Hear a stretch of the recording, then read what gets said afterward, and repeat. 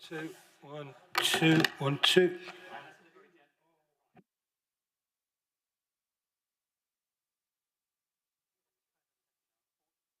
2, 1, 2, 1, 2.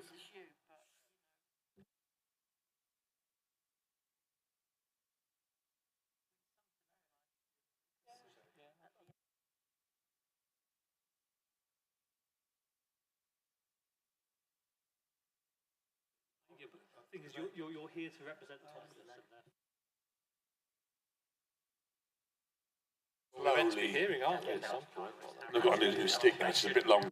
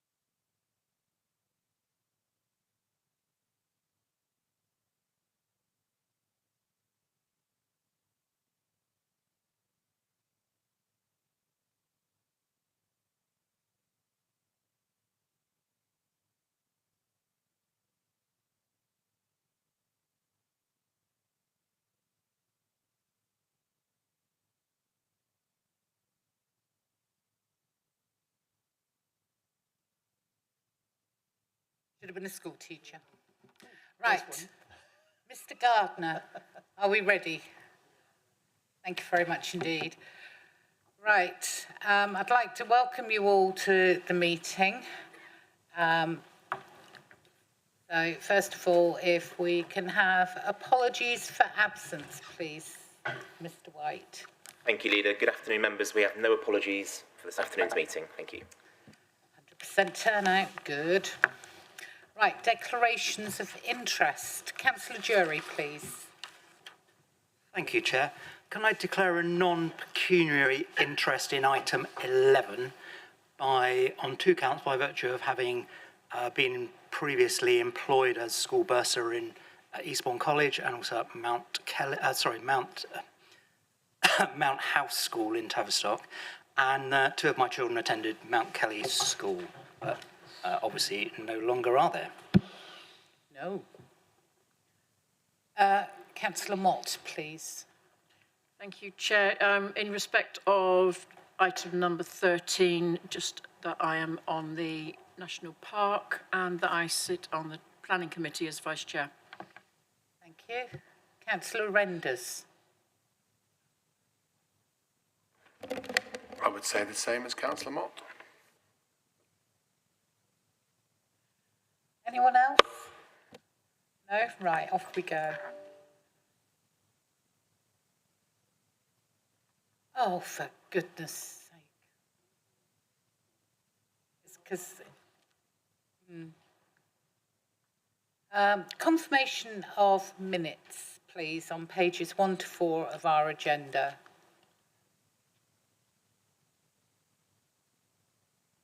On page 1. Page 2. Page 3. Any comments?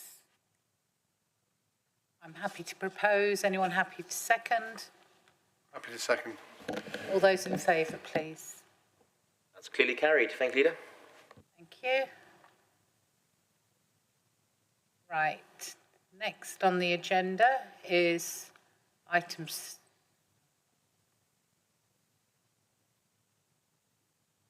Item 3, items requiring urgent attention.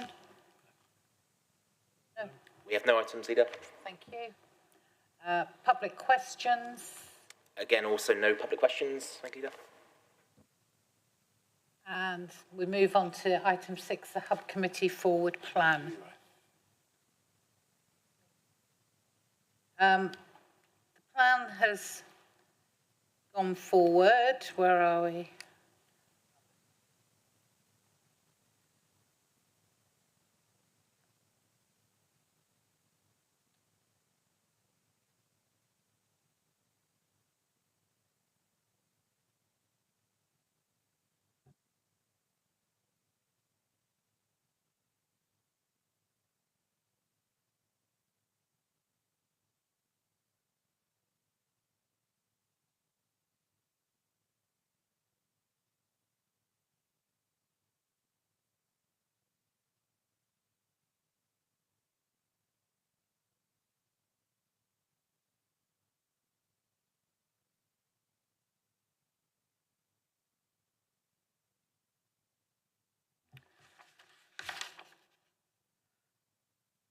Page 5, the Hub Committee Forward Plan. If we move to page 6, we have a lot of items that will leave and hopefully be dealt with today. Going forward, we're going to look at year 2 of the delivery plan, which, as we discussed last week, we may combine years to put in more projects to cover us within this part of the council years between 2 and 3, so we can dedicate money appropriately.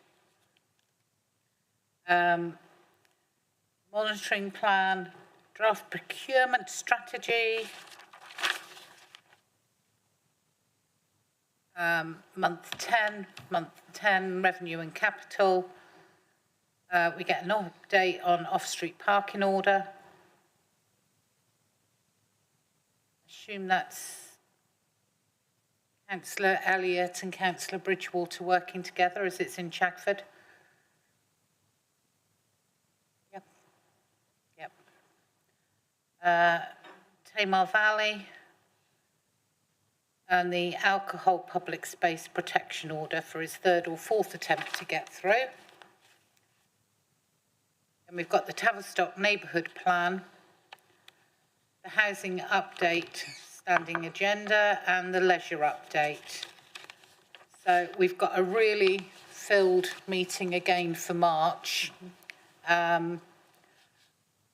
And hopefully everyone will be able to join us for that because I think everybody's got something on it. So that will be quite important. Luckily, there's only 2 items so far for April. So let's hope it stays that way. Right, moving to month 7 is the revenue report, which is Councillor Edmonds, please. Thank you, Chair. Well, this report outlines the financial performance of the Council for the 2024-25 financial year, providing an analysis of forecast income and expenditure variations compared to the approved budget. It highlights a projected underspend or surplus of £429,000. The improved financial position reflects additional income from Treasury management due to higher than expected interest rates. So recommendations include transferring £300,000 of the surplus to the recovery plan and corporate strategy earmark reserve to reinvest in delivering the council plan. The remaining £129,000 will be allocated to unearmarked reserves at the year end, in line with standard accounting practices, ensuring robust financial health and flexibility for future needs. Table 1 on page 13 of your agenda papers provides an analysis of the projected variances against budget with explanatory notes for each variance. The report notes the overall strength of the Council's reserve position with a forecasted total of 11.4 million in reserves by March 25. The report also provides detailed analysis of the Council's income performance for the financial year, highlighting a projected overall income surplus of £245,000, driven primarily by significant gains in investment income and business rates from renewable energy. Conversely, areas such as recycling income and planning applications show notable shortfalls, prompting targeted management actions to address these variances. The report includes updates on the 2024-25 budget savings and additional income at Appendix B. Thank you, Chair. Thank you, Councillor Evans. Does anybody have any questions, please?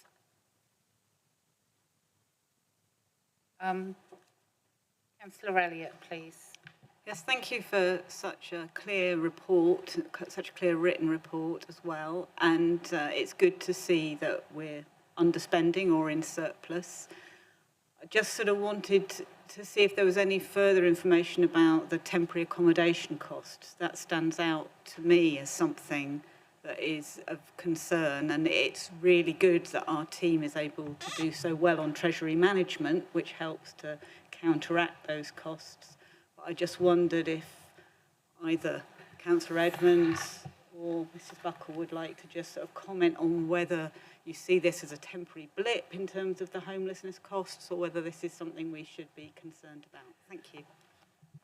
Yeah, thank you, Councillor Elliott. This is, of course, a national issue. The council is taking, active steps to provide temporary accommodation. We've got additional units coming on stream in February through Spring Hill and Plymouth Road. We are in the process of purchasing additional properties using the LAF funding as well, and one of those will be allocated for temporary accommodation. So I think the council has done everything it can in order to mitigate this. But in terms of where the demand for temporary accommodation, that's an incredibly difficult one to anticipate, given the national picture of housing crisis, cost of living, etc. But I think it's fair to say the council have taken significant steps to try and make sure that we try and keep this, within reasonable limits.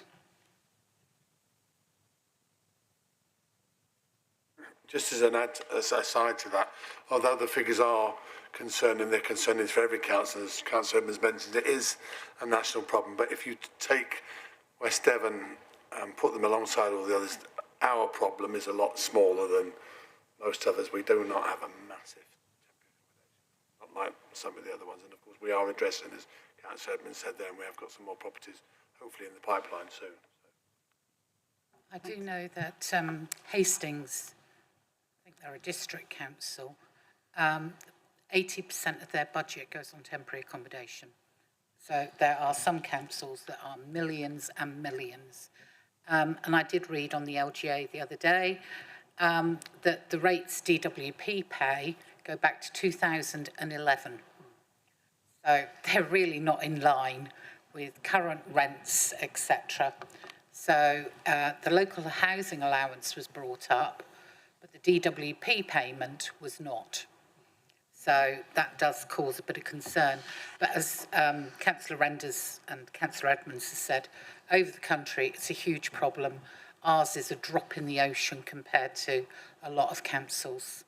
So, but it doesn't mean that it's right that we're, at the bottom, because it does affect our budget. And as I think it was Councillor Edmonds said, that if it wasn't for our treasury management, we would be in a lot worse situation. So we need to bear that in mind. Councillor West, was your hand up? It was, Chair, yes. Thank you.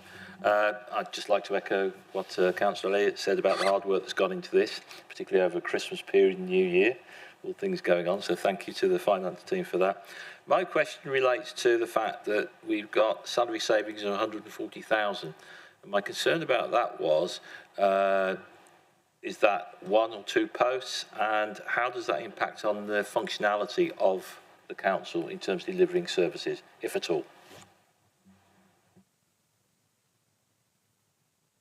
So thank you for asking the question, Councillor West. So we've got 2 strands of activity. The first was a purposeful exercise with heads of service to set efficiency savings for their service area, each of which were reviewed by the senior leadership team, and depending on the relative priority of those services and the proposals that were coming forward, we agreed a set of both efficiency savings and or income target improvements. So those are what I would call the purposeful actions. In addition to that, we've always ensured that each time a post becomes vacant, we review the need and purpose of that post, and where it's necessary, we reappoint. Where it needs to change, we readjust, and where it's not necessary, we don't.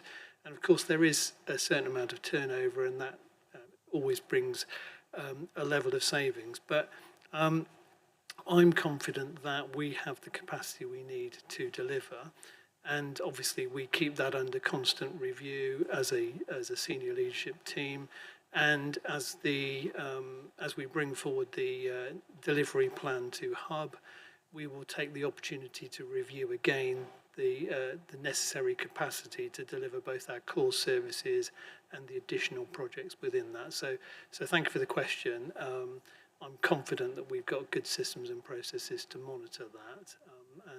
And that we have what we need in terms of delivery capacity at this point. Thank you. It's good to see that we do review things on a regular basis to see where we need to put our money. Thank you. Any other questions, please, members? No? Councillor Edmonds, would you like to put forward your recommendations, please? Sorry, my hand was up. It's gone down for some reason. Who's that? Robert? It's Robert, yeah. Yeah. Hello. Sorry, I didn't look at the screen because everybody's here. So I'm so sorry. Yeah. But please go ahead. Right, a question referring to page 14 of the report, subparagraph D, car parking income. It talks about a shortfall in car parking income of £30,000 against what was expected. Do we know the reason for that, and if it's likely to be perpetuated going into the future? Is the budget figure too ambitious?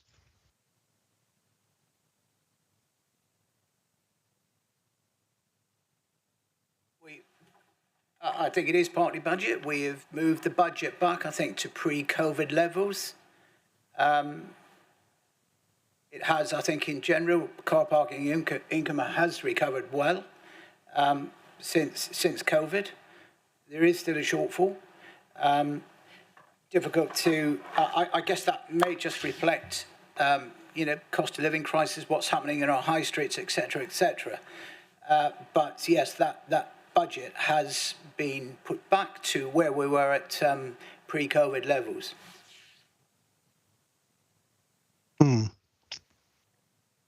Thank you, Leader.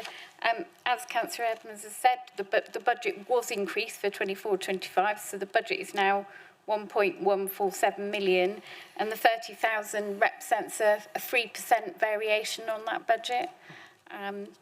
So it's very near the income target. If you look at it as a proportional amount of the 1.1 million overall. Thank you. Okay, Councillor Oxborough. Yeah, it's just always a little bit worrying to see shortfalls against budgeted figures, bearing in mind how our future finances are looking. We need to make sure that we're up to speed with all of them, that projected incomes are met. If we don't get the bonuses we've had in the past, then we have problems in the future. So we have to make sure that we're up to speed. Yeah, okay, thank you. Councillor Edmonds, back to you. Yeah, thank you, Chair. I move the recommendations. They're on the screen. 2 recommendations. Thank you. I'm happy to second. Any debate? All those in favour, please. That's unanimous. Thank you, Leader. Thank you very much, Mr. White. Right, if we move on to item 8, please, month 7 capital programme monitoring. Councillor Edmonds, please. Yeah, thank you, Chair. Well, this report provides an update on the financial performance of the capital programme for the 2024-25 financial year as at the 31st of October. It outlines the expenditure progress across approved capital projects, confirming that all initiatives are operating within their allocated budgets. With a total capital budget of £10.2 million profiled for this year, approximately 16% or £1.6 million has been spent in the first 7 months.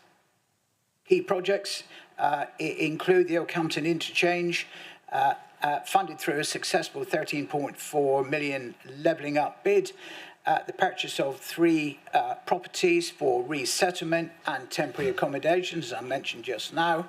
And I think that brings us probably in total to 11 properties. So that's been hugely successful. And that's been using the LAF 3 funding, external borrowing, and also there is a project for solar capacity enhancements on this building. The report also highlights the management of Section 106 deposits, totaling £1.27 million at the end of October 24, with £198,731 already allocated to capital and revenue projects. And a breakdown of these projects can be seen in Appendix B. So by focusing on expenditure against budget, this monitoring report ensures transparency and accountability in delivering the Council's capital priorities, supporting sustainable growth and community development. A comprehensive summary of the capital budget is set out in Appendix A. The report recommendation is that HUB resolves to endorse the contents of the capital programme monitoring report. Thank you, Councillor Edmonds. Does anybody have any questions, please? Councillor Elliott, please. Once again, thank you for a very detailed written report. I just want to check that I've understood this, because the sort of headline figure that we've only spent 16% of our capital budget after 7 months would ring alarm bells usually. But my understanding of what's been said and what I read is that a large part of this is because capital has been allocated to the rail interchange project. And this is scheduled to be spent over the remaining 5 months. So given that is such a large proportion of the capital expenditure, that completely explains why it's only 16% in 7 months. But are we clear that that's all on track? Excuse the pun. Very good. Councillor Elliott. Thank you, Leader. So yes, exactly that, Councillor Elliott. In terms of the Oakhampton Interchange Capital Project, we were projecting that £5 million of the government grant would be spent in this financial year. This is the monitoring report as of the end of October, and we had spent 586,000. Just before Christmas, another £1 million was spent, and then obviously we've got the January, February, March period, and what we can see from the invoices from that project, they are starting to significantly increase as we were expecting in regards to the profile. So in terms of the project, yes, we're still on track to meet the timescales for the project. Yeah, and it's mainly just the profiling of expenditure before the end of March, but we are expecting some quite significant bills to come in the last quarter. Thank you. Okay, thanks very much. Are there any other questions? No? Councillor Edmonds has moved his recommendation. I'm happy to second. Yeah, thank you. Oh, right, sorry, yeah. Any debate from anybody? No? All those in favour, please. Thank you, Leader. That's unanimous. Thank you. Right, moving on to item 9 on page 37. This is the draft revenue and capital budget proposals for 2025-26. I'd like to introduce this paper. We are going to have to increase our council tax for 25-26 by the legally set amount of 2.99%. So this would increase the Band D council tax for 25-26 from £261.59 to £269.41, an increase of 7.82 per year or 15 pence per week, and that is for a Band D properties. So for many people it will be less than that. That is the important bit for me to highlight as the leader, and I'm going to pass to Mrs. Buckle, who wishes to introduce the rest of the paper. Thank you very much, Leader. So yes, members, this is the budget proposals report for 25-26. And this report sets out balanced budget proposals for the next financial year. Just before Christmas, we did receive the draft finance settlement from government, which gave us an indication of what our funding levels would be, not only for next year, 25-26, but some indicative allocations of some of the principles for the years thereafter. On page 38, you can see there that we are predicting that in 2 years' time, 26-27, we will have a budget gap of around about 1.6 million, and the year thereafter, 27-28, we are projecting a further budget gap of just over 600,000. Now, part of the reason for that is that we know in terms of our financing, some of the things that core financing that we used to receive, such as the Rural Services Delivery Grant, has been repurposed by government, so we are not going to get that funding going forward.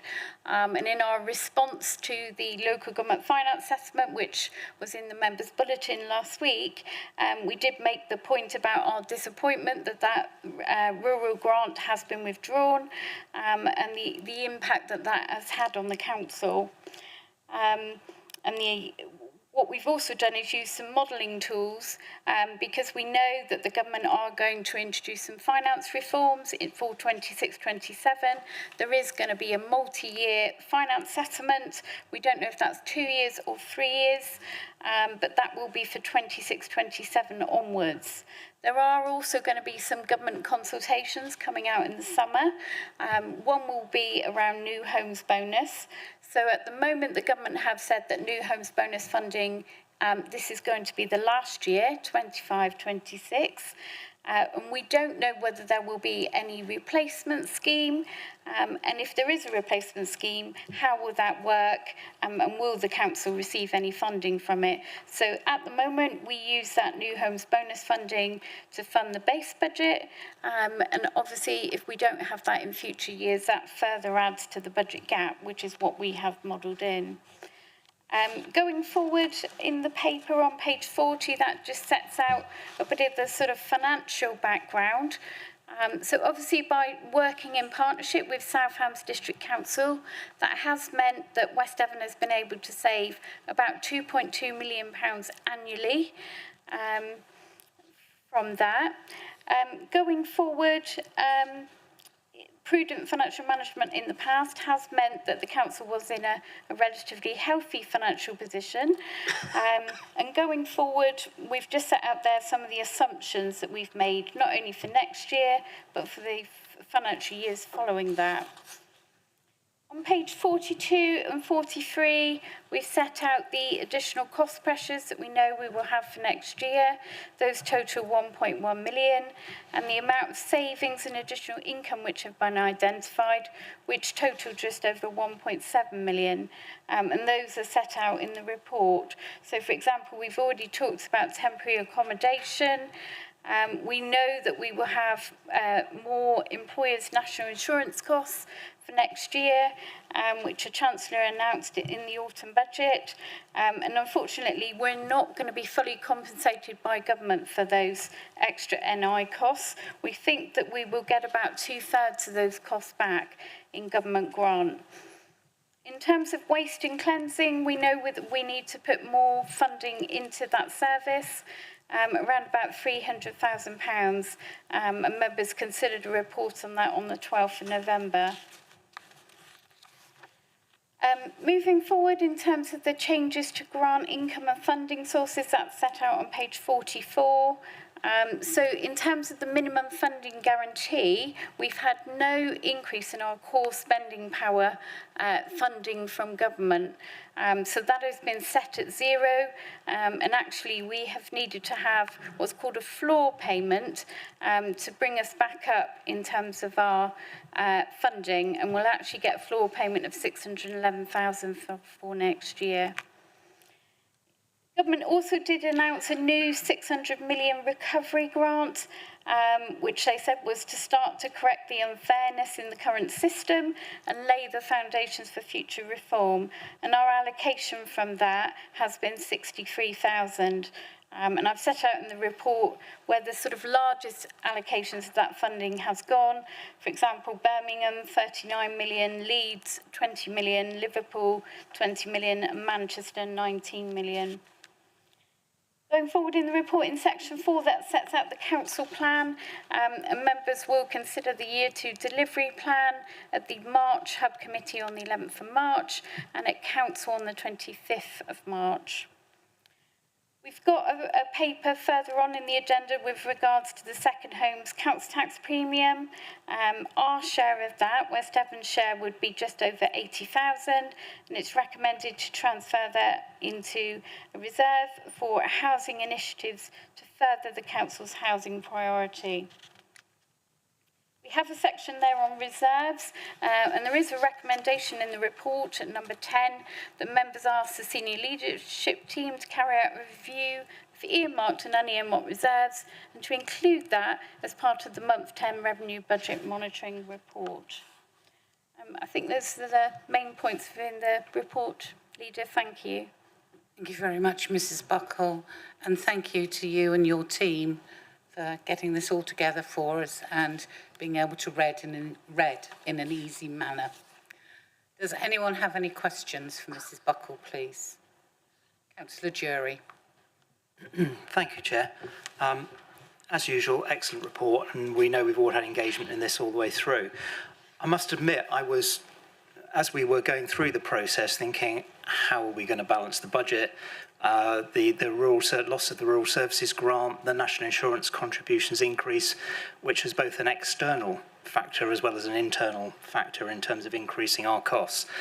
I suppose it's really helpful to record that we've benefited from the minimum floor payments grant, which I wasn't expecting, but that at least has come in and has probably compensated for the loss of the Rural Services Grant. But also the receipt of the Extended Producer Responsibility Grant, which I must admit came out of left field as far as I was concerned. To receive £1 million, about 10% of our budget, has clearly helped the position considerably. So my question really is, would we say that the receipt of that grant, which has come about as a result of the legislation contained in the Environment Act, has that really saved the position for us in terms of balancing this year's budget and going some way towards helping us to address subsequent years' budgets? It's certainly helped. One thing I would say is that we have been bearing the costs of that for a number of years where we haven't been recompensed by a DEFRA grant for it. What we know is that our costs probably will carry on increasing. Because this grant is about reducing the amount of packaging that is recycled, probably our allocations will start to decrease in future years. So whilst we are getting £1 million for next year, 25-26, we think that the trajectory will be downwards, and that, you know, in a year or two's time, that could be down to around 700,000. So our costs of also delivering that service have increased. We've got the increased contract inflation coming through from our waste provider, because obviously they've also got some increased costs. And certainly the vehicles, you know, the vehicles costs are going up as well, things like fuel. So yes, whilst it's been very helpful, we have challenged the amount that we have been allocated. So we've been asked for feedback on that. So we've given government our thoughts on that. But like I say, in future years, we do think that the amount will probably start to decrease, unfortunately. Any other questions? Councillor West, please. I'm always interested in NI support. So the government's basically going to be giving us 2/3 of what we need. It comes down to it. And I know that there's impact for us in terms of the refuse collection, that they, because they're external to us, they are not going to receive any support for the NI, which is part of the increased cost within that. So my question is this. In terms of year 2 of the NI increase, are we going to get support in subsequent years to support the implementation of this national insurance increase? Thank you. The government have said that they are going to reimburse us in perpetuity. So yes, we are expecting a year 2 allocation. As part of our response to the local government finance settlement, nationally we have made the point that the grant that has been allocated by government to reimburse public bodies is not sufficient. And actually many councils have only been reimbursed about 1/3 of their costs. So the fact that we're getting about 2/3 is obviously helpful. Yes, I think government are going to look at the formula that they are using for reimbursing councils. They have said that that was the only data available to them at the time. But basically how they are reimbursing us, it's a proportion of our net expenditure out of net expenditure nationally. So it's not gone down to the level of detail of how many staff do we have, what grades are they on. It's not got that level of granularity. It's just been a very broad brush formula. So yes, I think they will look at the formula going forward, whether there will be any further funding, I doubt it. But yeah, we will see. Thank you, Ms Buckle, for that. Again, I would reflect on governments in past times. It always seems to be broad brush, never gets into the nitty gritty, and we end up having to pick up the pieces and try and work with that. But thank you, Ms Buckle, thank you. I have a question, Mrs Buckle. It says in perpetuity, but does that mean if there was a change of government, it could be stopped? Obviously, it's for each government and each finance settlement to take their own decisions. So yes, it could be stopped. Yes. I thought that would be the answer. Right. We have a long list of recommendations. They go 1 to 10, and they're on pages 37 to 38. I'm hoping you don't want me to read them all out individually. I read number 1, which is the most important one. And do we need a recorded vote for this one? Only at full council, when the budget's ultimately adopted. Right, okay. So, if I could put forward then and propose the recommendations 1 to 10 on pages 37 to 38 of the agenda. Do I have a seconder, please? Thank you, Councillor Edmonds. Any debate from members? Councillor Edmonds. Thank you, Chair. Well, I'd like to congratulate Mrs Buckle and Mrs Henstock and indeed all the finance team for putting in front of us another balanced budget for next year. The annual finance settlement normally presents a few new challenges, and I think last year is no exception. But the numbers have been crunched, and we're looking at a balanced budget. So for next year, that's excellent.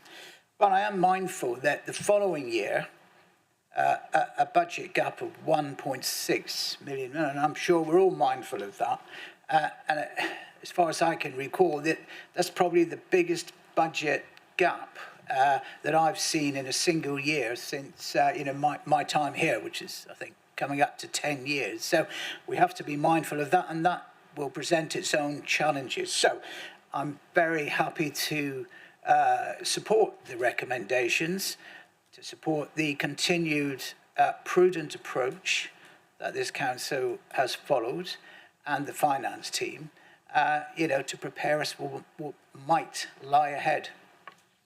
Thank you. Thank you, Councillor Edmonds. Councillor Jury. Thank you, Chair. I'd just like to echo what my colleague has said, and thank you to the team for an excellent report on the sterling work that they've done, and also thank you, Mrs Buckle, for elaborating on the points that I raised in my question. I think in normal times, if we've been in a situation where £1 million had arrived that we weren't especially expecting, and I appreciate that we're benefiting in that from the work we've done in previous years of running an exceptional and well beyond the level that we needed to write out waste service, that I would be looking at adopting a policy of maybe freezing council tax, but these are not normal times, and looking at what is lying ahead and looking at some other items on the agenda that are coming later, I think it is prudent and reasonable to suggest the council tax increase that we have, and I will be supporting the recommendations. Councillor Elliott, please. Thank you. Yes, I completely agree with the comments just made by my colleagues. I'd just like to draw attention to a couple of things in the recommendations that I think are particularly important. So recommendation 5, I'm particularly pleased to see that the second homes council tax premium is going to be dedicated to the earmarked reserve for the council's housing priority. As we've discussed in terms of the problem of homelessness, but it's not just about people really at the sharp end of homelessness, it's also the lack of affordable homes and the lack of social housing across West Devon. So I think anything that we can do to improve that is excellent. So I'm really glad that we're earmarking that money. The other thing that I would say is I can tell this has been a really difficult job to balance the budget because there's so many uncertainties, and we know that we've got a lot of uncertainty in the future. So I also particularly would like to endorse that we're continuing to look at our reserves, because I think we need to steer a really careful path between making sure that we've got enough in our unearmarked reserves, and I know we've got well above the 1.25 million, which is the recommended level.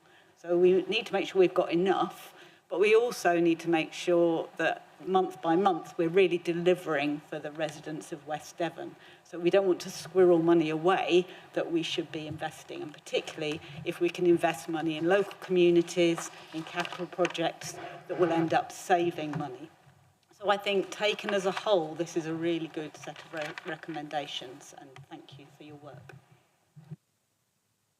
I would have to say, going a little further than you, Councillor Elliott, I just wish Devon County Council would put all of their second homes premium towards housing. It does sadden me a little that they're millions that they're getting.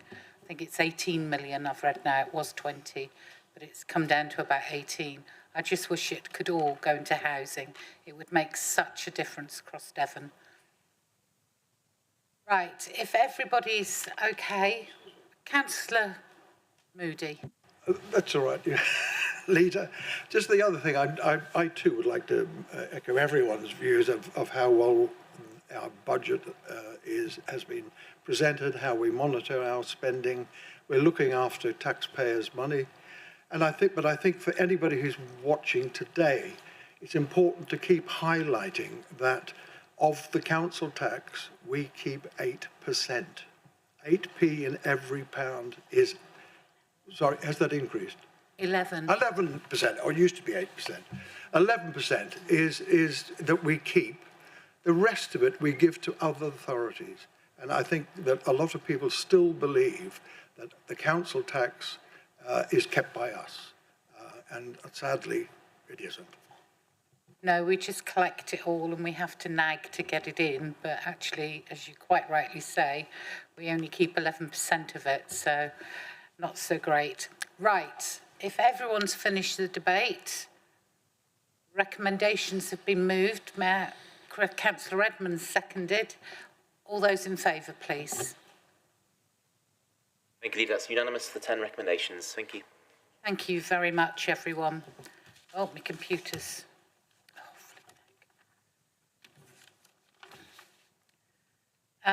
Right, if we can move now to item 10, council tax discounts and premiums, 25 to 26, pages 77 to 96 of the agenda.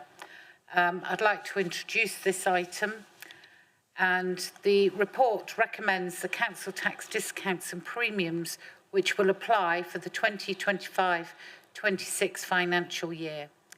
The recommendation is that the current council tax discounts remain unchanged.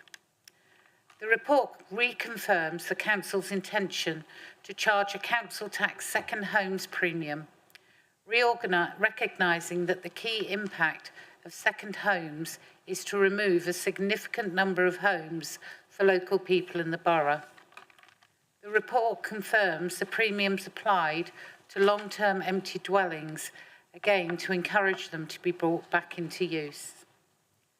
The government has legislated for mandatory exceptions to second home and long-term empty council tax premiums, and it is estimated that 159 second homes will be expected from the premium, with 26 long-term empty dwellings also not paying a premium.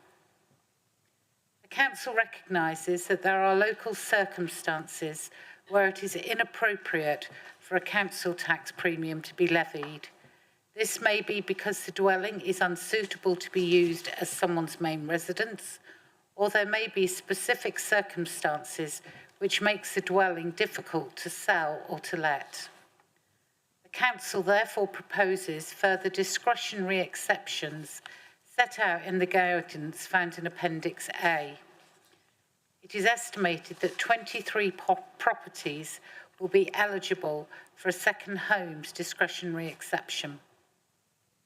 Whilst officers have sought to identify cases in which an exception to the premiums should be applied, there may be exceptional or extenuating circumstances where the taxpayer will struggle to pay the premium. In these cases, they may apply for a council tax discretionary discount. The existing policy requires a small amendment as set out in paragraph 3.17 of the report to allow the heads of revenues and benefits to be removed from the decision-making process and act as an independent decision maker when dealing with requests for a review of refusals. On business rates, the report gives an update on changes to business rates relief from 1st of April 2025. The draft policy attached at Appendix A sets out the 2025-26 retail, hospitality and leisure scheme for 25-26, which will provide 40% rate relief to approximately 380 businesses. This will be applied to their bills for 25-26 and will provide immediate help to businesses in the retail, hospitality and leisure sector. By implementing the scheme based on government guidance, the Council will be fully reimbursed for its costs through the Section 131 grant.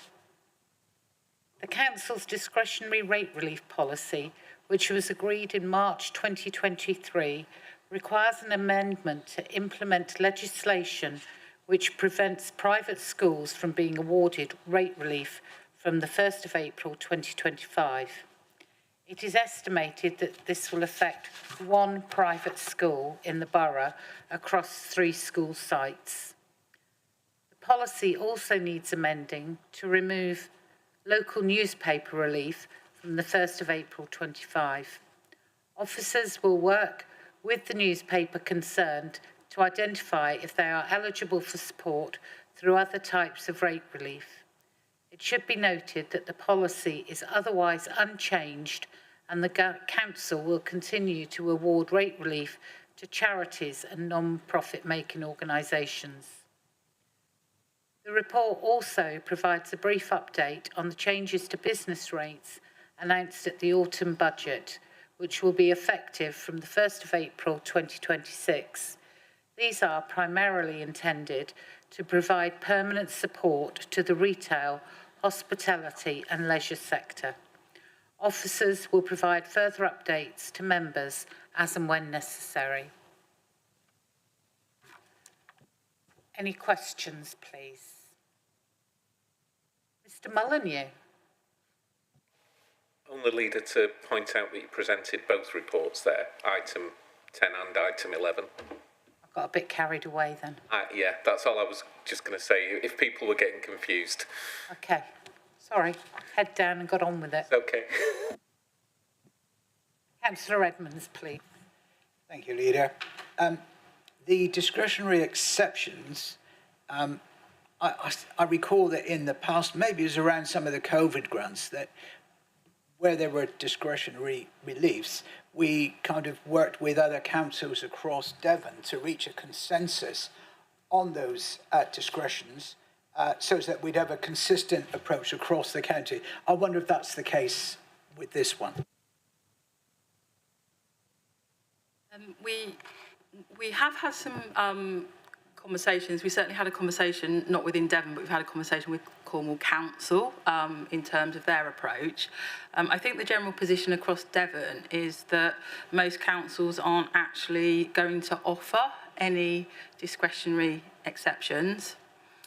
So those conversations haven't taken place on the basis that they're not proposing to do so. Thank you. That's interesting. Can I just follow that up? Right. Well, it's good that we've got these in front of us. And is that the extent of the discretions? Is there a catch-all kind of other? I think this essentially is the extent of the discretions. We wanted to create some guidance that was very sort of clear and transparent for both the council and the taxpayers in terms of its application. What we will do though is we will obviously just kind of keep a watching brief in terms of the impact, because this is obviously a very new scheme. This is one of the sort of most significant changes to council tax legislation for a number of years. So the intention is that if these discretionary exceptions are agreed by members, that they will be time limited for 25-26, and then we will take that learning and bring back, alternatives for the future.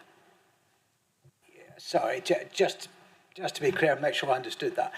We've got a list, definitive list of exceptions. If something comes forward from a council taxpayer which isn't included there, will we still consider that, or will it be, I'm sorry, but that is outside of the agreed discretionary exceptions? It's a bit black and white. I'm just trying to. Apologies. I didn't. Clear. I didn't. No, not at all, Councillor Edmonds. So what would happen is that we wouldn't apply the exception, but we would direct the taxpayer to the council tax discretionary discount scheme, and then consider that individual case on a case-by-case basis.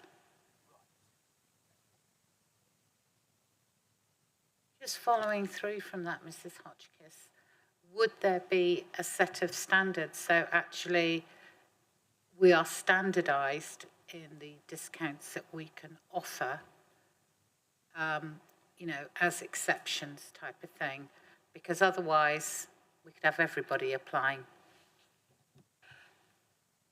Yes, thank you, Leader. So what we're going to do is, assuming the exceptions are agreed, we obviously are going to publish guidance, but alongside that, on the website, there will be clear criteria setting out the circumstances in which you will or won't apply for an exception. That's great. Thank you very much. Councillor Moody, please. Thank you very much. Thank you for the report.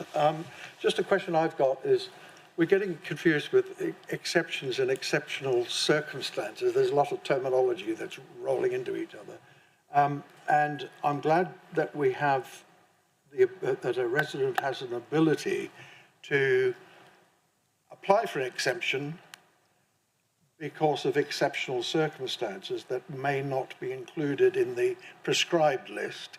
And I'm pleased that members of the public would be able to do that, and they'll be looked at case by case. Is there I'm just hoping that if there are any elderly people, pensioners or whatever, who have an exceptional situation, whether they could have, whether they will be getting any support. I hope that they will be supported through the process of form filling. Yet again, it's another form filling exercise. Thank you very much, Councillor Moody. I am sure our officers look at everything in a fair manner and treat people fairly, no matter what their age or circumstance. We treat everybody fairly, and people do need to fall into the rules. And, they really do have to be extenuating circumstances. And Mrs. Hotchkiss and her team, and the team that also do the discretionary rate relief, they will look at things as they come in as appropriately. Thank you very much. Councillor West, please. Two quick questions, if I may. Just continue with the second home situation. I mean, I'm really pleased that we've been able to get down to the detail and we put the exceptions in there. And a lot of other groups, districts haven't done that, which is brilliant. But does that leave us open more to sort of legal challenges around some of it compared to a straightforward, well, I'm sorry, no, that's what it is? Just that thought. My second question is very quickly, is around, cut a long story short, a couple of people have mentioned to me in my area, the number of empty dwellings seems to be increasing in recent times, so I just wondered if we'd had any updated figures about where we are with that from that point of view. So in answer to the first question, it's essentially the same as any discretionary decision that a council might make, as long as we can show that we're exercising that discretion reasonably. So although we've set out guidance and criteria, we would look at each individual case on its own merits and would be, you know, reasonably confident that there wouldn't be any challenge as a consequence of that. Regarding the second question, I don't know off the top of my head, but I'm happy to circulate some information after the meeting. If you could, because it'd be nice to go back to those residents and say, no, actually, this is the situation, or yes, but we're on it, if you know what I mean. Thank you. Absolutely. I understand you may have a project in your office that's going out looking at empty homes again and things like that to see if there's anything we can do to help bring the property back into use. So I'm pleased about that, Mrs. Hotchkiss. Any other questions? Right, so the recommendations are up on the board. So we have 1 and 2. 1 must have a lot because it's on a page. There we are. So that is some of the rules that will be applied. And then going on to page 2, please. And is there a page 3, Mr. White, or is that the last one? There's number 4 4? parts lead on the 2 slides. Yep. Okay. So is everybody okay with those recommendations? Right. I'm happy to put them forward. Anyone happy to second? Councillor Mott, thank you very much. Any debate? No? Lovely. Thank you very much indeed. May we all vote, please? Thank you, Leader. That's unanimous for those 4 recommendations. Thank you. Thank you. If we now move to council, we're still on council. No, we're on item 11, the review of non-domestic rates and business rates, discretionary rate relief policy, and I've already read it all out. I don't need to reread it, please. There wasn't a line to delineate. She's laughing. Yes, I'm really sorry, everybody. Right, so does anybody have any questions? Thank you very much, Councillor Jury. Thank you, Leader. I must admit, I've been wrestling with this all week and reading through the report and the policy, which I've done on several occasions now. And the question I really wanted to ask was that clearly we all know the government, through the budget and through subsequent legislation, is already proposing to remove the charitable benefit of 80% relief from independent schools. Is there any requirement on this council to take that further and remove independent schools from any element of discretionary relief as well? Because that's what is summarised in the report. Right, I'm not sure if that's an appropriate question for now or one that you take outside of the meeting with the officer. I think it might be appropriate to take it outside of the meeting.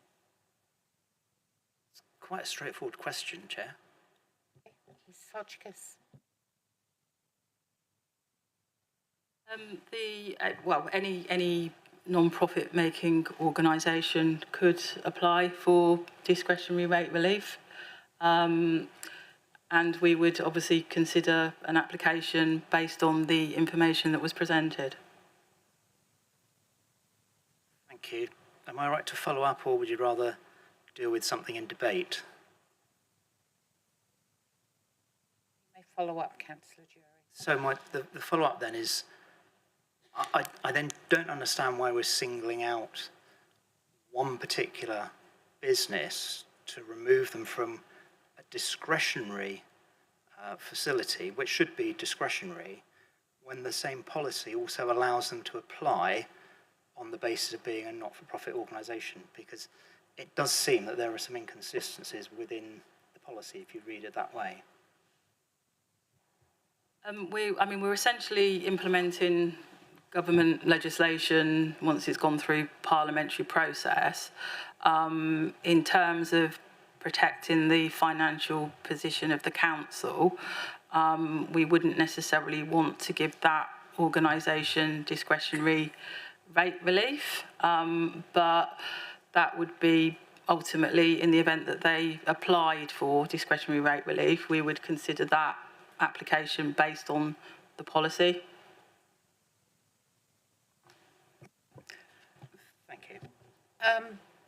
There's not just one school in West Devon. I can think of others that are, and maybe the officers aren't aware of them. So, policy is the policy, unfortunately, and it's not one that we have too much jurisdiction over. You know, it is government set out policy, unfortunately, against private schools. So has the government said that councils must pass a policy that removes them from discretionary rate relief? That was really my question. I'm really not sure sorry, it's been answered. I can't answer that question. So what the government has said is that private schools aren't entitled to mandatory rate relief any longer, or won't be from the 1st of April 2025. There's no reason, if they can evidence that they meet the criteria for discretionary rate relief and that they're a non-profit making organisation, that they could apply for discretionary rate relief. And no, the government hasn't mandated that a individual school couldn't go down that route if it chose to do so.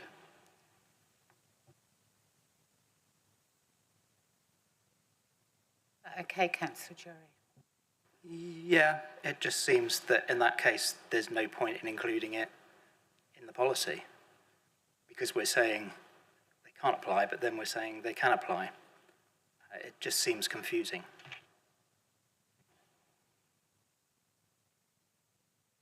Any more questions from anybody, please? No? Okay. May we go to a vote, please? Oh, no, hang on. Whoa, I've got ahead of myself here. So I propose, Councillor Mott seconded, any debate, please? Councillor Edmonds, please. Just a comment, really. I think I'm right in saying the current rate of relief is 75% for businesses, small businesses, but this is a reduction to 40%, yeah? So it's really just noting that this is, and this is going to be an additional financial cost to businesses at an extremely difficult time. It's not, I stress, it's not a political point, it's just an observation, and one that I certainly, will bear in mind. It's a tricky one, but there we are. Just a thought. I have to say, personally, I think it's brutal that, this has been applied in a time when it's very, very tough for businesses. And we have to remember that when we offer rate relief, that sometimes that's coming from our coffers. It doesn't all come from government coffers or anyone else's coffers. So we have to be quite careful, as we've already said, with our own budget, that we've got to protect as well. So it's a very difficult situation for all of us, and for small businesses to be put in that predicament, because they're going to bear the costs of national insurance, the cost of utilities, and a much quieter high street. And I know some small businesses are not on high streets or anything, but even so, they may well be affected as well. So, because the bills, once again, well, actually, their bills come from, where do business rate bills come from? We're still the billing authority for business rates. So we're still the billing authority, so people will still think it is West Devon. So it behoves us as members, once again, to explain, no, it's not. We are trying to do everything we possibly can to help people, but unfortunately, sometimes there's only so far we can go. So, Councillor West, please. On a point of clarity, Chair, on page 114.15.8.7, it says, as such, the council will not offer discretionary rate relief to private schools based on a non-profit making organisation. So, does that answer the question? Mrs. Hotchkiss, please. So that's stated as per the policy, but the council would be fettering its discretion by not, if there was an application, we would have to consider that application in line with that policy, or our policy. But as the leader has said, unfortunately, this is one of those policies that there is a political, well, you could argue political motivation behind it. So would we then fall foul of the government in terms of its policy under those circumstances?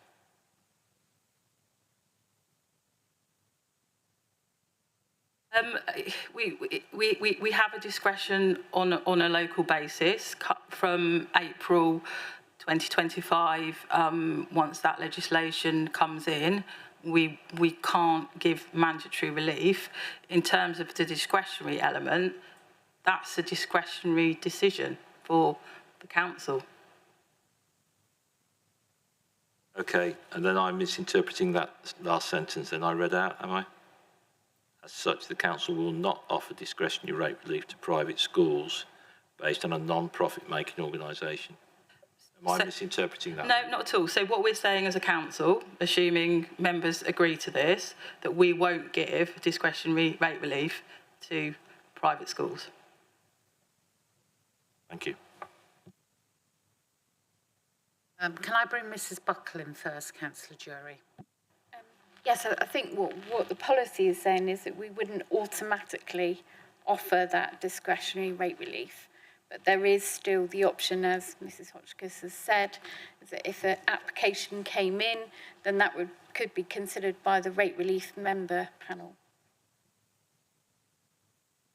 Councillor Jury, please. Can I just come back on that, say that surely that's the point of a discretionary policy. We don't offer the discretionary policy as a right to anybody. We consider it in the rates review panel and we decide on the individual circumstances whether or not it is fair and proper for us to offer that discretionary relief. Now, my thoughts on that are that we should treat independent schools no differently to anybody else. I can't think of any circumstances when we might approve a discretionary relief. My point is that I think it's unfair to single out one particular business. In that sense, I don't mean one unit, I mean independent schools generally, as opposed to, I don't know, hairdressers, and say they're excluded from making an application for discretionary relief. You could also read there are some independent schools that are profit-making organisations. Are we saying they could make an application? Because that's how the policy reads. So I just think the policy would be better if it were discretionary and it made no reference to independent schools at all. And on that basis, I'm not necessarily sure I can support the proposals as they stand at the moment. Mr Fairbairn, the council solicitor would like to speak, please. Thank you, Leader. I suspect what's missing is the word normally somewhere in that sentence. Will not normally grant. I think that would be fine. Sorts out your problem, and I think it makes the policy discretionary.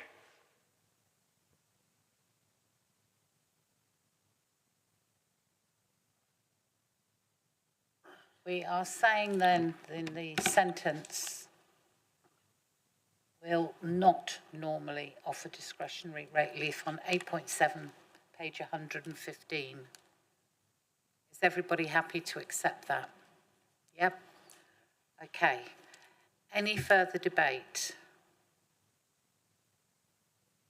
No. The recommendation has been moved and seconded. Can I see all those in favour, please? Just for clarity, Leader, the recommendation was slightly tweaked, whereby the last sentence of paragraph 8.7 of the policy will say will not normally. So there'll be an additional word in that policy. Thank you. That is unanimous as amended. Thank you, Leader.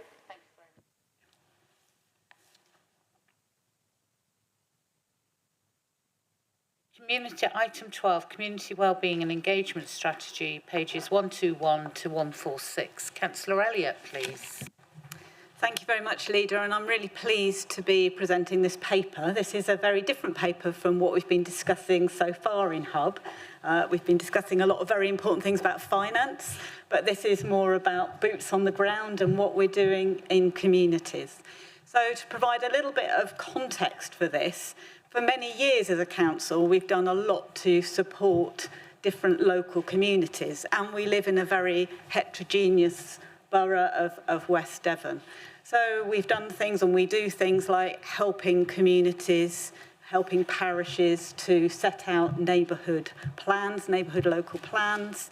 We also have given modest amounts of funding for community projects, and each member has a very small amount of funding available for very local projects each year that they can support. But we also have a number of key partners that we work with, and I think it's important as way of background to draw attention to the fact that we're not working alone when we talk about community development and strengthening communities. So we have our town and parish councils, and of course many members are very involved with their towns and parishes. Many are town and parish councillors as well as being borough councillors. We also have very strong partnerships with Citizens Advice and with CVS. So we need to understand ourselves as a borough as part of quite a complex landscape. And what we're seeking to do with this paper is to put forward a strategy which will in turn go to full council.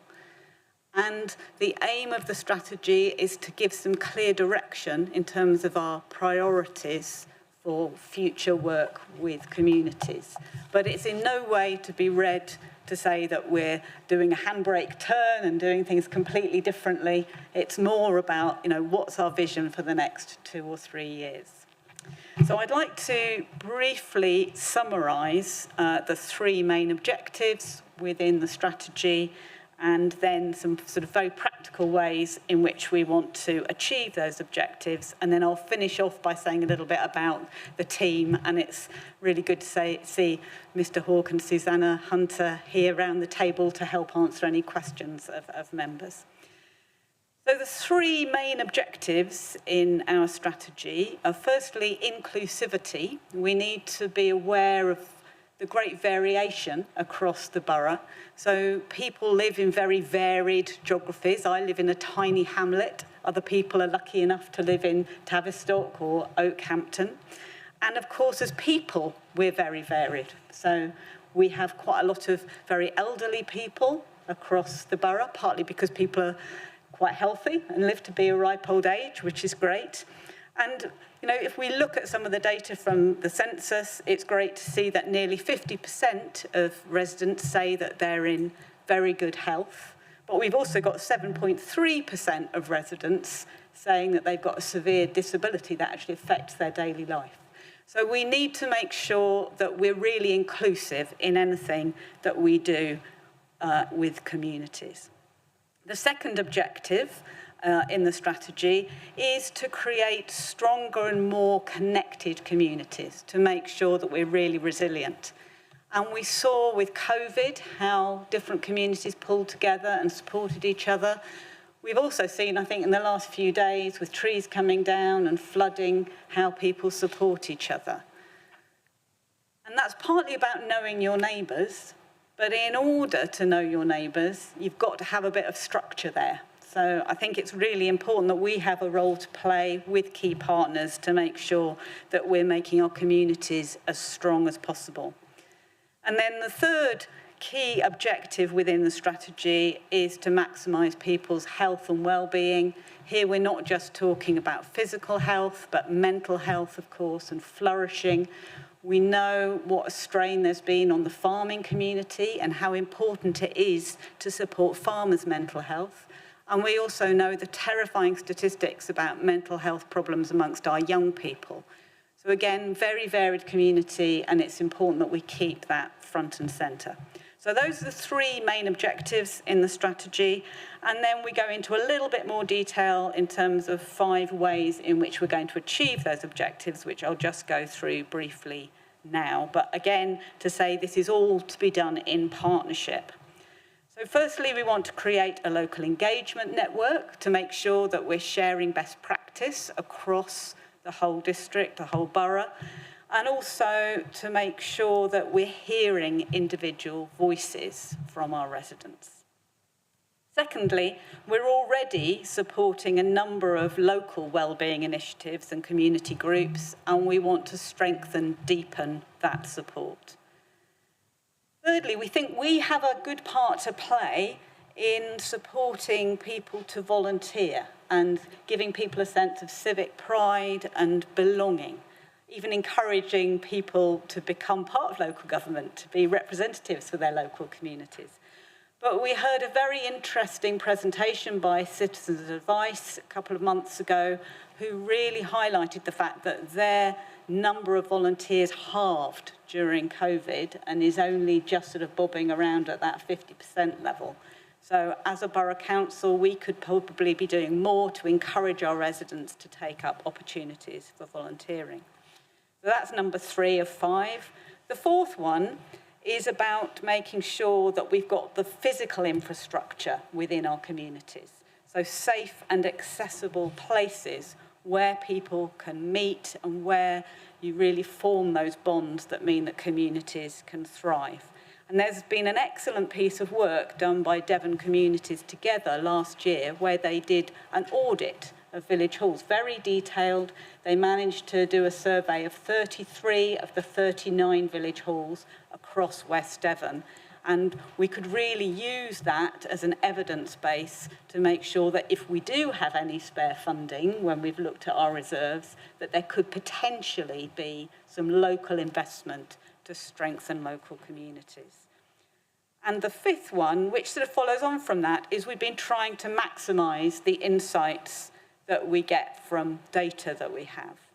So, for example, the Devon Communities Together report, it's really important. It doesn't just sit on a shelf, but that we really take note of it and we enable our partners to take note of it. And then in terms of our own data, we've already been able to use some of our internal data to target the Household Support Fund to make sure that we're supporting older people in most need, and also to have part of that fund open for open applications. But we want, as part of this strategy, to make sure we're bringing together different departments across the council and really maximising the use of that data. So 3 main objectives and 5 ways in which we want to achieve those objectives. I'd really like to thank all the members that have contributed to putting together this strategy. The idea is it continues to be a living document. We had 2 very lively advisory group meetings, and the officer team within the council has done a lot as well in terms of going out and about and talking to people. So that's how we've formed the strategy, and the recommendation is that we will then take this to full council for their approval. So I think that's probably enough from me, and it would be great to have any questions, and I'm really pleased that we've got Mr. Hawke and Mrs. Hunter here to help answer those questions. Thank you. Councillor Moody, please. Thank you very much, Leader. Thank you very much for that report. That's a brilliant report. I just have one question regarding the local engagement, and I just wanted an explanation of the process. Particularly with the old chestnut of the people who don't have digital connectivity. I see in the report it says that the plan is to use digital tools such as online surveys, discussion forums. Is that online or is that in person? I'd just like that expanded a bit. Thank you. Okay. So we haven't actually designed the process totally yet, but so we're looking at various mechanisms that we might be able to do that. We'll certainly be taking it to our health and wellbeing alliances and promoting any network engagement that we'll be doing through them.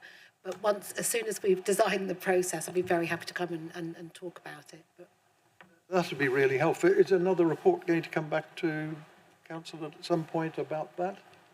There's no plan for that. We'll be designing an action plan to sit alongside this. But I'd be really, really interested, because it's part of my sort of portfolio as well, is contacting with customers. And it's just one of those things, we talk about it, and we realise it, but because of data protection, etc., it becomes really difficult to identify and map the areas where we need to be sort of drilling down a bit more. But I'd be interested in getting involved in that. Thank you. May I just add to that, Mrs. Hunter, that there was a recent health and wellbeing event in Oakhampton. I'm not aware of any members being notified of it or it being in the members' bulletin for members to attend. And as you know, I would have gone if I'd known, or apologised if I couldn't. As I do like to attend them, it is one way the leader can be seen out and about with a lot of groups that I really support. And I was a bit disappointed when I saw the follow-up to it that had taken place. But I know many members do try to attend them where they can, because it's actually a really useful place to network with people on work that we're doing. So if that could be taken into account, please. Thank you, Councillor Elliott, for a very good introduction. Most appreciated. I know I've got Councillor Edmonds first, then Councillor Daniel. I do know you're there. Councillor Edmonds, please. Thank you, Chair. Very good report.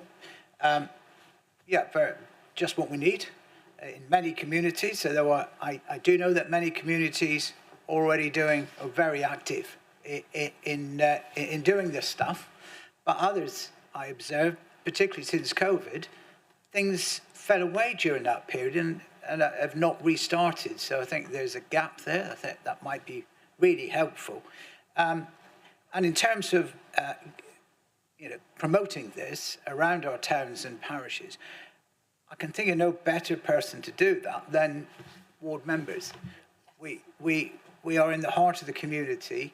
I'm sure we all attend parish council meetings on a regular basis.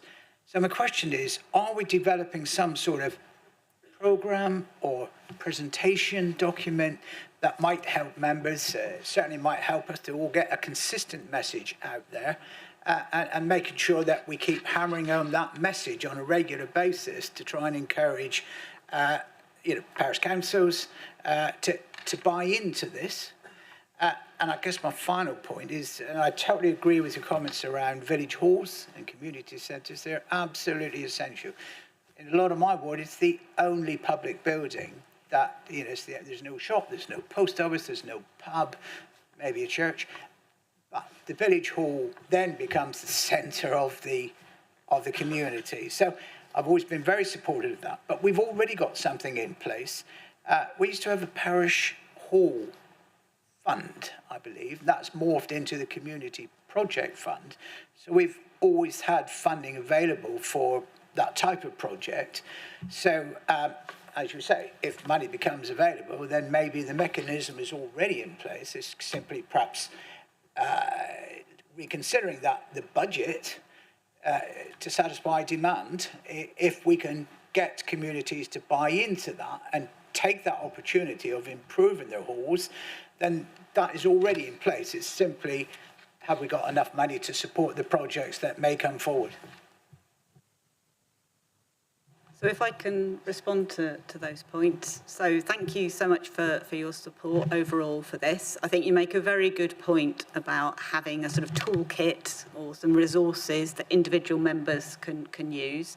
In terms of the sort of process of this, we wanted to make sure that people were behind the strategy first, and then I'll be meeting with Mr. Hawke and Mrs. Hunter, and we'll be drilling down into that detail, but we'll certainly be doing that. And part of what I'd like to do is to join up the data part as well. And we've already got parish profiles, but to make sure that members are a little bit more aware of the diversity of their areas, because I think we can all be a bit better informed on that. So that's on that side. The second thing is there's a lot of very useful detail in the village hall audit.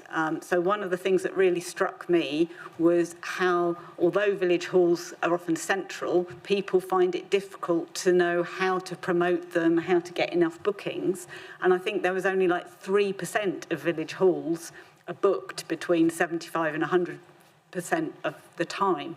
So there's clearly also, it's not just about, it's partly about physical infrastructure, but there can also be some sharing of best practice that we could be doing to make sure that we're making the most of the facilities we've got. And broadband is another issue, with only about half of the village halls having good sort of Wi-Fi broadband connectivity.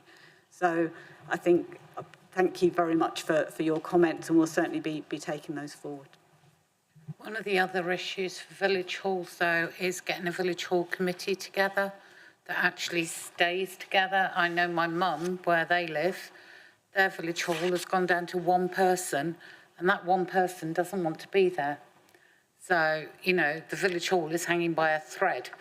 So that is, you know, one of the main things. I mean, I know, you know, some of the halls I can think of are really well supported. Councillor Mott's is in Bridistow, Councillor Edmonds is, but actually I have to say they're two new halls. So, you know, we need to look at which ones are doing really well and whether they're new, old builds or whatever, because I wonder if that makes a difference to the events they can put on, and maybe they've got broadband, and some of the, I'm surprised if Councillor Mott's has actually.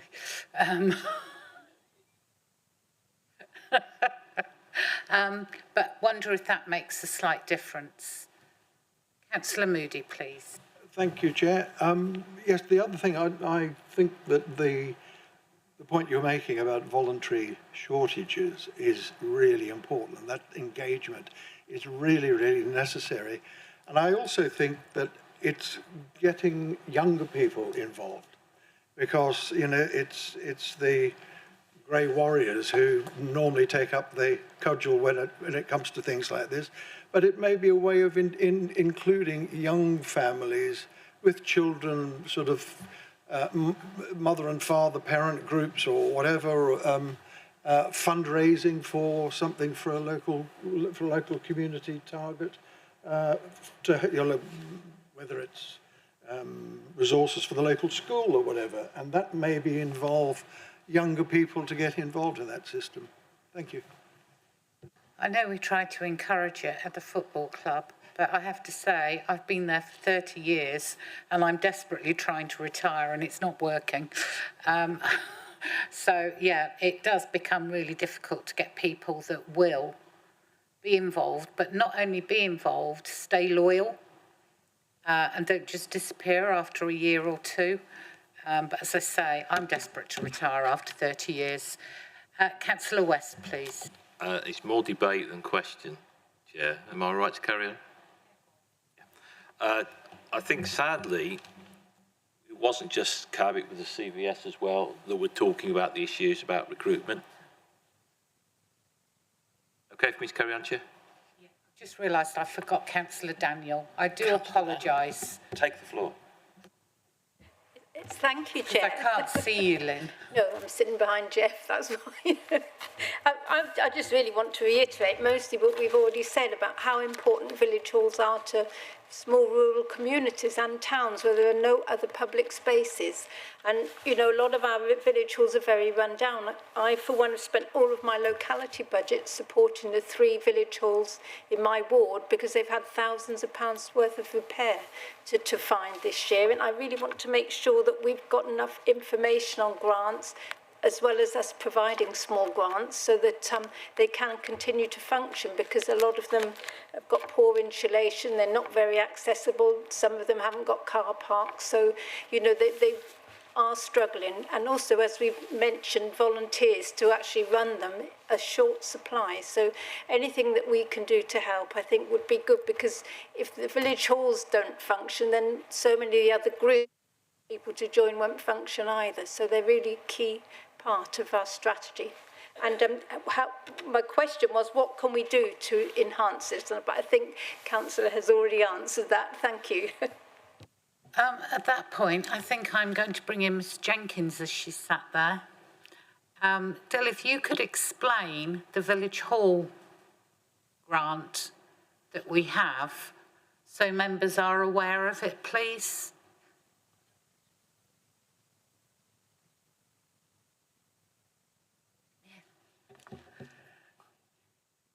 Yeah.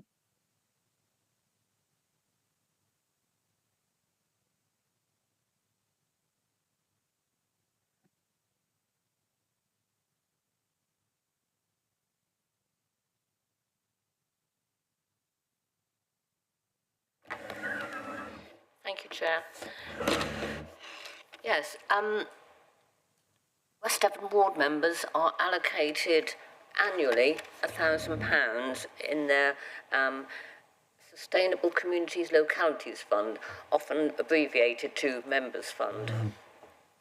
And it's for members to actually spend as much or as little as they want on that. Certainly,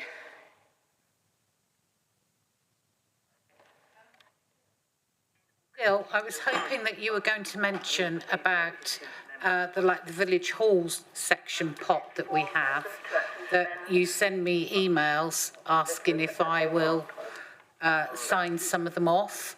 That's the pot that I don't think all members are aware of to encourage.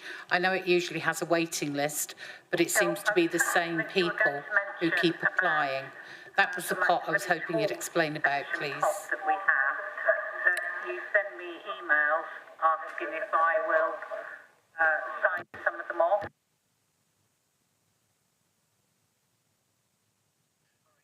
I know it usually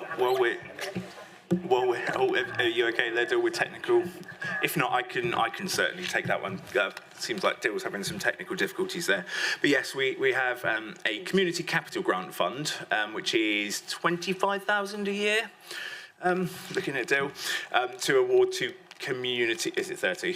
To award to community projects within the district. I think it's fair to say it's often oversubscribed, and I think there's probably an opportunity to revisit the criteria, and I think we've certainly had discussions, Councillor Elliott, haven't we, about using the Village Halls audit to perhaps inform some of those revised priorities for that fund.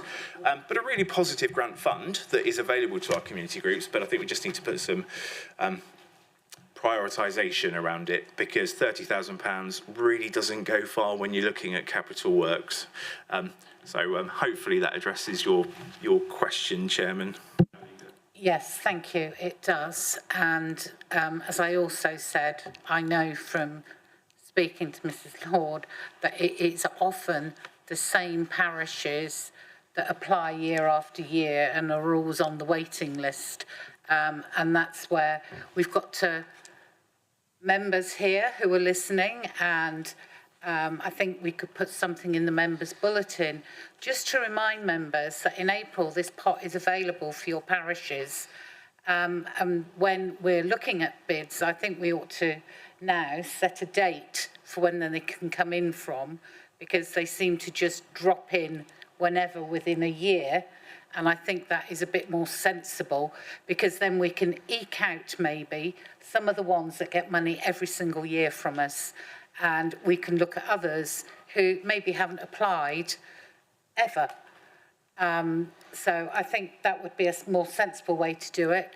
We also need to look at if we can transfer some money for it. I am very, very keen within the next 2 years that we really invest in our village halls. It is the one way with local government reorganisation that we can look after our residents. And I think it is really important that we do that with the money that we have. We put it in the council plan for those 2 to 3 years. And that means then we have a pot, and a larger pot, for village halls to be able to apply to. And, you know, that could be our legacy to village halls. But more importantly, it's to village halls, but actually to our residents. We can't just cut the council tax precept to nothing. We have to do that within the rules, but there are other means and ways where we can look after our residents of West Devon. And actually some of the village halls, I know Councillor Daniel, when she was the Mayor of West Devon, she had a wonderful civic dinner dance at Bellstone Village Hall, of all places.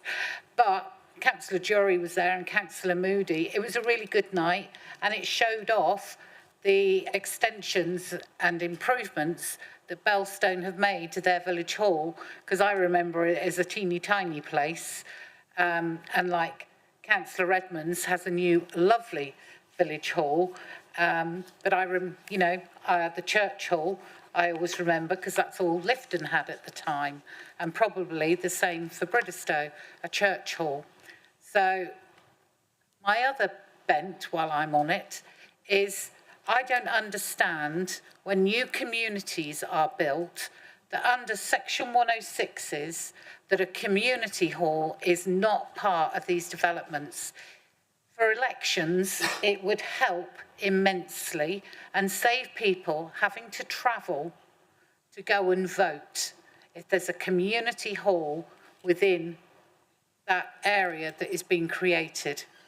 So there you go, there's my bent on it. Councillor Edmonds bringing me back to that's a very interesting point you make, Chair, because the Lifton Community Centre, that was a Section 106 agreement with, I can't remember the name of the developer, it was a very long time ago, but known as Oak Ridge, I think, a 65 dwelling development, and the Section 106 was that they had to make available the plot of land for a community centre.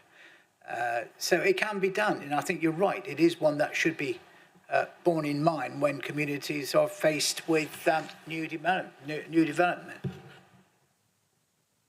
Thank you, Councillor Edmonds, endorsing support. Councillor West. I'll continue.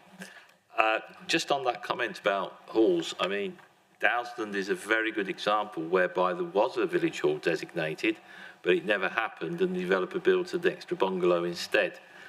So much to the detriment of Dowsland, much to the detriment of this council, because of the cost of actually hiring a space within the local pub to carry out election duties. So it irks me a little bit from that point of view. Just going on, just really a broad statement, because for me, part of my frustration is the fact that we talk about the CAB, we talk about the CVS, and they're saying about the lack of volunteers, etc. However, I can remember back in the days with Mr. Cameron's Big Society, the idea that we all got out there and volunteered more. Then, of course, legislation came in, the increase in the pension age, for example. The current economic crisis going back to 2008 and beyond, whereby I think we've got an issue whereby people are working longer, potentially working harder, and that they may not have the capacity to get involved in the volunteering services we used to. I was lucky as a teacher to be able to retire at 60. I've got involved in politics and church and other things. And I think that's an issue for us. There is a gap. You're quite right, it's the grey, the Silver Army that comes in. That Silver Army is getting older. There are less of them. The younger ones to come in are not coming on tap because of pension age increases, because of cost of living. And as we know, there are many people, even of pension age, that have to go out and get part-time jobs to supplement their income. So for me, my biggest issue about all this is how we actually give people opportunities to get involved, bearing in mind what they are currently having to do to survive in the current economic situation. So I do worry about where that is going. And with that in mind, I am fully in favour of supporting village halls. I think they're great, when you've got one, that is. But I'm also very aware that we talk about some that are dilapidated, underused and that. Again, some of that underuse is the fact that some of these villages have got a lot of second homes and people aren't there. They've got young families, yes, but those young families, because they haven't got local schools, they have to school the children elsewhere or they have to work elsewhere, means, again, their opportunity to get involved in the wider community is perhaps limited more than it should be from that point of view. So I have a note of caution over village halls. I think we need to really do our research on this to make sure that there is the demand there and that we are putting the money in which will make sure that the village hall will continue, but not with just one person running it, that the community are involved. So I'd like to see, yes, we need to support village halls now, but we need to ensure there is community engagement to actually support that and see it going forward. In other words, they are loyal to it, Chair, as you say. They stick with it, keep going with it, and support it for a long time. Thank you. Thank you very much. Councillor Bridgewater. I suppose it's my turn to defend the younger age group, I suppose, here. I fully support, I think it's an excellent document. I fully support the village halls. It's almost a chicken and egg situation because the modern day youngster now wants to be on the internet, wants to be buying TikTok. They want sound systems to do dancing, they need lighting, they want everything like that. So it's very much whether our village halls are fit for those sort of purposes. So I sort of agree with you completely about the consultation process because we need to get those young people engaged. You know, if they have a vested interest, they will be there. My daughters do dance classes in village halls and they absolutely love it. But they are the more modern versions, they do have those sort of systems in place. The other part, and Mandy, the leader, stole my thunder really, is that the village halls do need the updating because parish councils after devolution could potentially have a huge amount put on them. So we need to make sure that if we can get them up to a decent standard, people won't be freezing cold when council meetings on an evening. You don't want to go out on a dark December night when it's throwing it down with rain. You have to wear your coat in there. So it's about the legacy that we leave behind, and we need to leave them in the best place possible. So, but I think the report is fantastic, and I think we should take that. I think Councillor Mrs Johnson might disagree with you because she wears her coat in the chamber at Tavistock Town Council, and she sits behind the radiator. It's never on. She's got 4 layers usually, maybe 5. So yes, I think we totally agree with you, but not even Tavistock Town Council's warm. Right. I think we'll ask Councillor Elliott if she would like to move her recommendations. Yes, thank you, Leader. So thanks to everybody for all their very helpful insights and comments and questions. So I'd like to recommend, as it says on the screen, that we note the progress in developing our community development offering, but secondly, that this community wellbeing and engagement strategy will be presented to the council for formal adoption. Thank you. I'd like to second that, Councillor Elliott. We've had our debate, so we'll just go straight to the vote. That's unanimous, those recommendations. Thank you. Right, thank you very much, everybody. Now, Mrs Blake and Mrs Rehag, you coming forward? Thank you, Mr Hawke and Mrs Hunter. Oh, and thank you, Mrs Lord.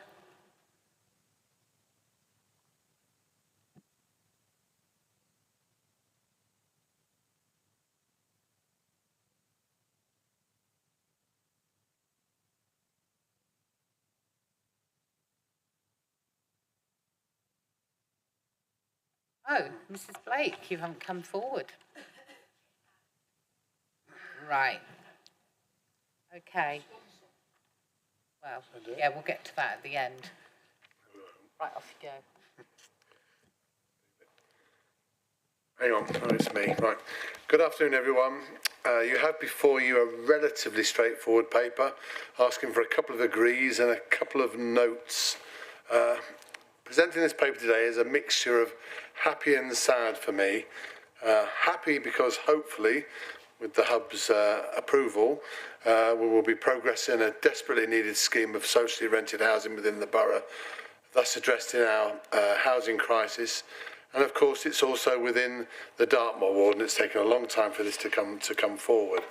But I am sad, however, I'm going to nick your thunder a little bit here, because it marks the end of an era with a certain member of staff and the council.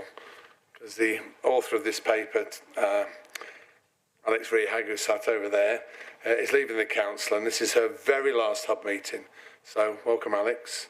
And I am going to say a few words, not much because I promised that I wouldn't, and I wouldn't embarrass her, but a little bit of background. Alex has over 20 years service to West Devon, 23 I'm told, earlier on. And she started off in the housing advice team. During her time here, she has helped hundreds of people in crisis find homes. I personally am going to miss her a lot, as she has been invaluable to me as the lead member for housing, as I've no doubt she was to my predecessors. With a can-do attitude, she's always willing to roll her sleeves up and get involved.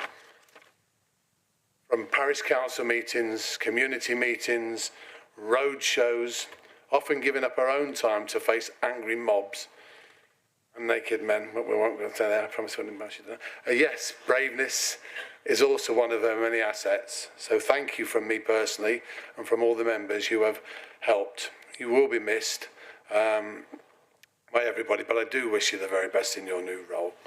So just a little bit, I kept it brief. Okay, onto my paper. As we are aware, the council owns a plot of land near Moreland View in Princetown. It is directly adjacent to a larger plot of land that is owned by Dartmoor National Park. As previously discussed, the proposal is to combine both of the plots to create a small housing development of all social rented properties in partnership with a housing association. Mrs. Rehag's paper contains everything including a few risks that she's highlighted as well, and obviously she's here to answer any particular questions that we may have. So, Thank you. Does anybody have any questions, please? Councillor Mott. Not so much around the development at all. It's more of a side question, if I may, because we have discussed on several times the way that housing authorities are selling off properties and disposing of properties. I really hope, because as we've discussed before, that we are able to secure these properties, and that should at some point in the distant future they are sold off or passed on, that we are able to make sure that they have to provide replacement housing within the same area, so that we're not building these properties for them to disappear again and then there to be a future shortfall within Princetown of affordable housing. Ms. Rehag, are you able to answer that? There is. So these properties would be exempt from the right to buy because they wouldn't be owned by the council. Hopefully we'd pass those on to a housing association. And also they would not, you wouldn't be able to kick in the right to acquire because it's too fewer properties within Princetown. So those properties should be there for social housing forever. I appreciate that, but as we have seen, housing associations have sold off properties because they have not been invested in to meet the standards required now, for example, the EPC for the C grades. They've not brought them up to date. So they have sold properties, many of those within the smaller villages where they are desperately needed. Houses are not being replaced within those villages. So I wanted to ask, are we able to secure these houses going forward, that if they are disposed of, they have to provide other housing within the area? We'll do as much as possible through the legal agreement wherever the land goes should we achieve planning, because it's still got to go through Dartmoor National Park for planning permission, but we would do whatever possible legally to try to secure that somebody replace those if ever the housing association did dispose of them, that plot of land always had to have a property sold and put back on it. Question from me. Live West said that properties that were sold within West Devon, they would keep the money to reinvest. Have we gone to them about this project, please? We haven't had a direct conversation with Live West recently.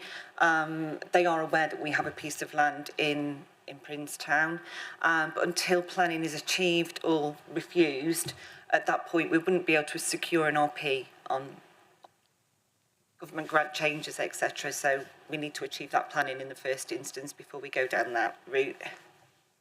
I was just looking for their money. Any other questions? No? Yes, please, Councillor Evans. Just a point. 3.3 says, should planning be successful and an HA partner cannot be found. That bit worries me because I think of recent conversations we've had, there does seem to be a bit of a drop-off in terms of interest from HAs, in terms of acquiring new builds on developments. Is that a trend, and is that flagging up a potential issue? It is a potential issue. It's highlighted as a risk because until we have gone through that planning process and know whether we've been successful with planning, we can't take that further with a housing association. We do have potential interest, but it's too soon to talk about that really. Oh, that was going to be my next question. We have had conversations and perhaps there is some interest there, but it's too soon to say. Yeah, and the comment in the paper is a fallback position. If we couldn't secure a housing provider, and we may have to consider doing that as a council, or we might want to look at alternative options. So if I didn't mention it as a risk, then that's not good. Councillor Mott, then Councillor West, please. Thank you. I'm sorry to come back to me again. We're going in with the full planning application. Therefore, I would assume that we've had conversations with some housing providers to work out what the properties are going to be, what they're going to look like, what the sizing, etc. is. So we must have had some conversations with them to know that they are happy with what we are going to apply for. That's correct. And we know... I'm sorry, I can feel a very large but behind that. Sorry, Councillor Mott. No, we know what the need is with the housing authority. We know what size properties people need in that local area. We know what the planning guidance is for minimum sizes of properties. We've obviously spoken to Dartmoor National Park through a pre-application process, so we know those kinds of things. So, yeah. I appreciate that we've done our homework and we know what we are needing to provide. My question was, though, have we had the conversations with the housing providers, the housing associations, to know that those properties are going to be acceptable for them to take on? We have, yes. Councillor West, please. Mrs Blake's getting nearer. Getting closer. Am I in trouble, is he? I haven't said anything yet. Anyway, I'm very, very intrigued. I can remember the conversation, the presentation when we talked to Live West around the fact that where they sold off properties, that money was ring-fenced and they would use it elsewhere. So my question, Alex, is, you may or may not know, is are there any mechanisms which we can actually force the housing associations to engage in projects like this with that funding they've got, supposedly from selling off at least 4 houses that I know of within West Devon in the last 6 to 9 months? It would be one of the conversations that Housing Enabler has with different associations, providers, to say, you've had some money, please could you invest it back in the area? It's all the stuff that we do on a day-to-day basis, really, when we get new proposals coming forward. I know you use the word please, Alex, but I mean, considering where housing associations are, bottom lines, profits and all that sort of thing, should it go beyond please? Should there be a requirement, do you feel? We can't force them, that's the problem. We went through a large-scale voluntary transfer back in 1999, and it wasn't written in part of the agreement at that point. So we have taken a lot of legal advice in the past to try to cover that issue off, but... Okay, so we need to try and get... There's no more positive news on that. I'm just wondering if there's a big wider issue here in terms of control of monies which they've got from selling off properties which we once owned as council. I was just going to add to that, you're assuming that we're going to use Live West to do this particular development, and we might have had conversations with other providers. Fair comment. An interest. Fair comment, we might find that they might not be the most suitable provider for this particular site or any other site that we might have that comes up within the borough. I'm just thinking as a general principle, sorry. Yeah, can I just say that we need to be a bit careful if housing providers start to get named. So we just need a little sensibility. Is there any more questions? Right. Councillor Renders? Can I propose as per the screen then, Chair. Thank you. I'm happy to second. Any further debate? Councillor Edmonds, please. Thank you, Chair. The report's fine. I'd just like to echo Councillor Render's comments about Alex. You've done a brilliant job for the council. I think the first time I met you was at a parish council meeting at Lifton when you arrived with Becca, and talked about affordable housing. I think our second meeting was trudging around fields on the edge of Lifton in your wellies. So, yeah, you've done a fantastic job. Sorry to see you go, but I wish you all the best for the future.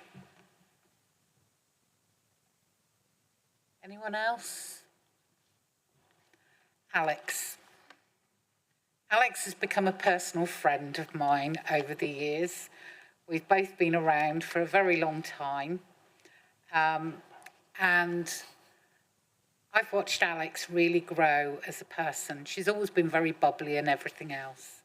But Alex took a restock of her life a good 10 years ago, Alex, and really grew in confidence and in her own personal space, grew in confidence there as well. And Alex has just morphed into this wonderful person who is extremely good at her job. I would imagine that her notebook of contacts would be something anyone would want to rob off her. But you are going to be sorely missed. But you never know, we might all be working with you again soon in a few years. So who knows what is round the corner. But Alex, I wish you well. I'll probably still see you and the dog at home. I will miss talking to you in your kitchen, which is where your Teams calls normally are, is in the kitchen. But I know from all the council, the officers and the members, that you are going to be sorely missed. And it's not just for what you do, it's you as a person, that bubbly person that always comes in. I don't think I've seen you in too many grouches over 20 odd years. But it's been a pleasure to know you and work with you right back to West Devon Homes days and everything else. So thank you, Alex. Oh, we haven't done all in favour. Can we have a vote now, please, Chair? Have you finished? Are you in favour? Thank you. It's unanimous. Thank you. Thanks.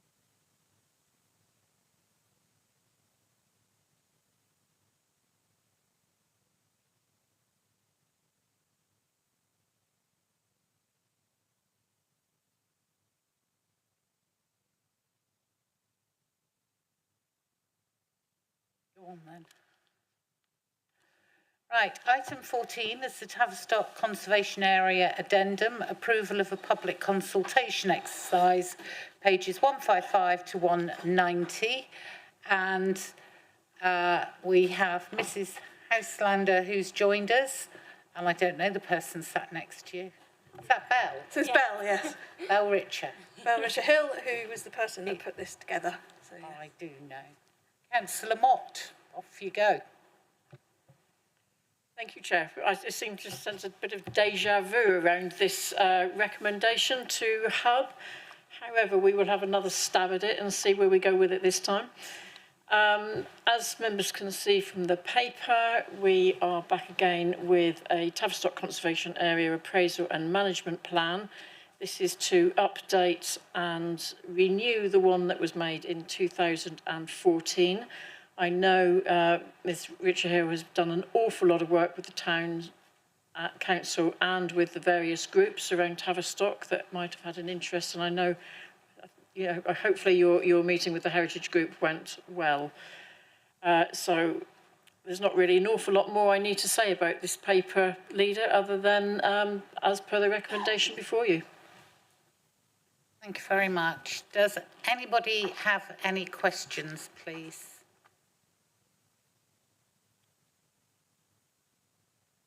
Wow. I am truly impressed. Councillor Moody. Not a question, just a comment. I was pleased to see that the error that was in the original way back when, that the Alexander Centre wasn't listed, is now amended and included. Thank you. Right, if there's no questions.